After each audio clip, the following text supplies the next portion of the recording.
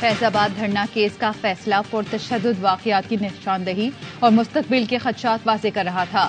فیض آباد دھرنا کیس فیصلے کو مختلف حکومتوں نے 5 سال تک نظر انداز کیا۔ فیض آباد دھرنا کیس سپریم کورٹ کی سماعت کا تحریری حکم نامہ جاری۔ تحریری فیصلے میں کہا گیا، اس پر حیرت نہیں کہ تشدد کو مقاصد حاصل کرنے کا طریقہ سمجھا جاتا رہا۔ فیصلے پر عمل نہ ہونے سے بہتر پاکستان کے لیے جدوجہد کرنے والوں سے بھی ناانصافی ہوئی۔ قوم نے ناانصافی کا خمیازہ 9 مئی کے واقعات کی صورت میں بھگتا۔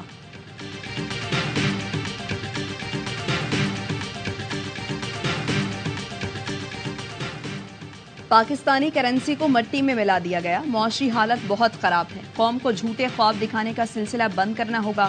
سابق وزیراعظم نواز شریف کا لاہور چیمبر آف کامرس میں تاجروں سے خطاب، کہا ملک کو ڈیفالٹ سے بچانے کے لیے گزشتہ برس حکومت سنبھالی، ہم نے خود اپنے پاؤں پر کلہاڑی ماری۔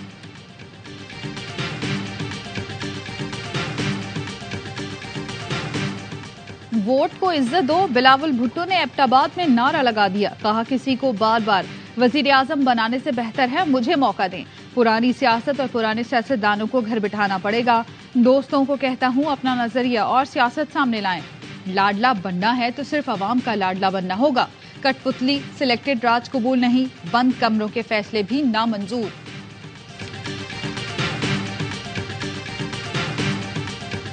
اور حکومت کا جنوری 2024 سے گیس کی قیمتیں پھر بڑھانے کا فیصلہ، آئی ایم ایف کو توانائی شعبے کے ٹیرف پر نظر ثانی سے آگاہ کر دیا گیا۔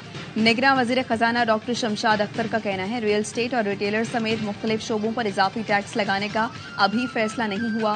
ایف بی آر کے 9,415 ارب روپے کے ٹیکس کا ہدف کا حصول پہلی ترجیح ہے۔ اس سال عالمی بینک سے $2 ارب فنڈز ملنے کا امکان ہے۔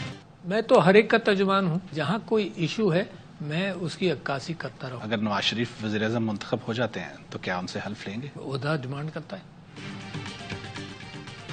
نواز شریف وزیر اعظم منتخب ہوئے تو حلف کا تقاضا پورا کروں گا۔ صدر مملکت عارف الوی کا انٹرویو، کہا کوئی ایسا قدم نہیں اٹھا سکتا جس کی آئین اجازت نہیں دیتا۔ چیئرمین پی ٹی آئی سے مصالحت کرانے میں ناکامی کی بہت سی وجوہات ہیں۔ چیئرمین پی ٹی آئی کی الیکشن میں شمولیت کا فیصلہ عدالت میں ہے، امید ہے انصاف ہوگا۔ شفاف الیکشن کے لیے لیول پلئنگ فیلڈ ملنی چاہیے، تمام جماعتوں کو یکساں مواقع فراہم کرنا الیکشن کمیشن اور نگراں حکومت کی ذمہ داری ہے۔ نگراں وزیر اعظم کی بات پر بھروسہ ہے، خط لکھ کر اپنی ذمہ داری پوری کی۔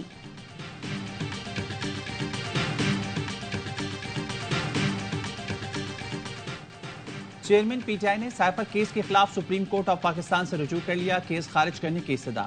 اسلام آباد ہائی کورٹ نے سائفر کیس کے جیل ٹرائل کے حکم امتناع میں 20 نومبر تک توسیع کر دی، ریمارکس دیے پیر کی صبح فیصلہ کر دیں گے۔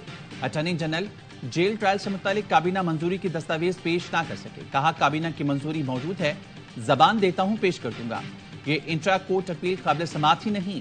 جسٹس میاں گل حسن اورنگزیب نے ریمارکس دیے، اس کیس میں جو سیکشن لگی ہے اس کے مطابق سزائے موت بھی ہے۔ اٹارنی جنرل نے مسکراتے ہوئے کہا میرا نہیں خیال سزائے موت کو۔ وکیل سلمان اکرم راجہ بولے دیکھیں یہ خود کہہ رہے ہیں کہ پروسیکیوشن میں کامیاب نہیں ہوں گے۔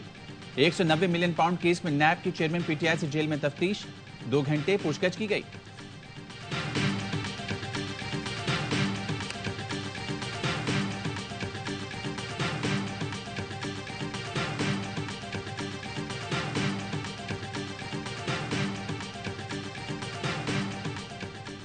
سندھ حکومت نے سیویلنس کے ملٹری ٹرائل سے متعلق سپریم کورٹ کے فیصلے کے خلاف اپیل دائر کر دی۔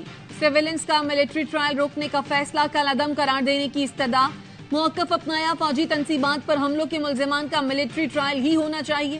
سپریم کورٹ نے قانون اور حقائق کا درست جائزہ نہیں لیا، آرمی ایکٹ اور آفیشل سیکرٹ ایکٹ کی دفعات بحال کی جائیں۔ پاکستان سٹاک ایکسچینج میں زبردست تیزی، 100 انڈیکس 716 پوائنٹس اضافے کے ساتھ 57,397 پوائنٹس پر بند۔ دن بھر مجموعی طور پر 371 کمپنیز کے شیئرز میں کاروبار ہوا، 234 کمپنیز کے شیئرز میں اضافہ، 116 کے شیئرز میں کمی ہوئی۔ مارکیٹ میں 1 ارب 5 کروڑ 67 لاکھ سے زائد شیئرز کا کاروبار ہوا۔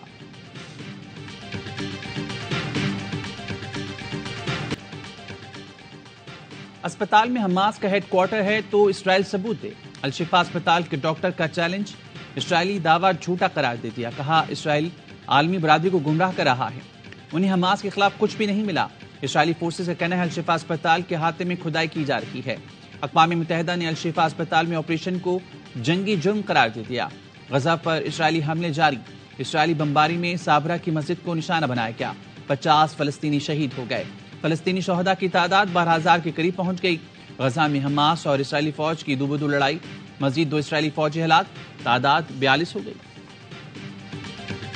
ہارتا وہ ہے جو ہار مانتا ہے، جو حوصلہ ہارتا ہے۔ اس عمر میں بھی میں نے کسی دوست کے خلاف کوئی بیان نہیں دیا، کسی کے خاندان کے خلاف کوئی بیان نہیں دیا۔ جو انوکھا لاڈلا سمجھ رہا ہے میں بھی ان کے ساتھ رہا ہوں، میں انوکھے لاڈلے کو کہنا چاہتا ہوں فیصلہ آسمانوں پہ ہوگا۔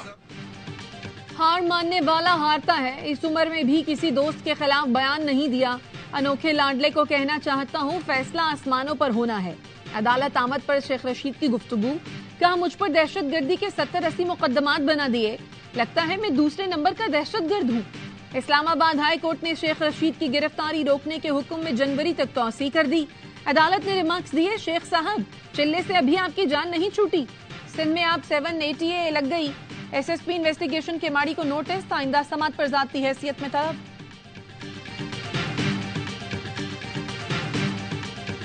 ورلڈ کپ کا دوسرا سیمی فائنل، آسٹریلیا اور جنوبی افریقہ آمنے سامنے۔ پروٹیاز کا کینگروز کو جیت کے لیے 213 رنز کا ہدف۔ ٹاپ آرڈر کی ناکامی کے بعد ڈیوڈ ملر کی ذمہ دارانہ بیٹنگ، سینچری سکور کی، ہدف کے تعاقب میں آسٹریلیا کی بیٹنگ جاری۔ فاتح ٹیم اتوار کو فائنل میں بھارت کے مد مقابل آئے گی۔ ورلڈ کپ کے تمام میچز دیکھیے اسپورٹس پر براہ راست۔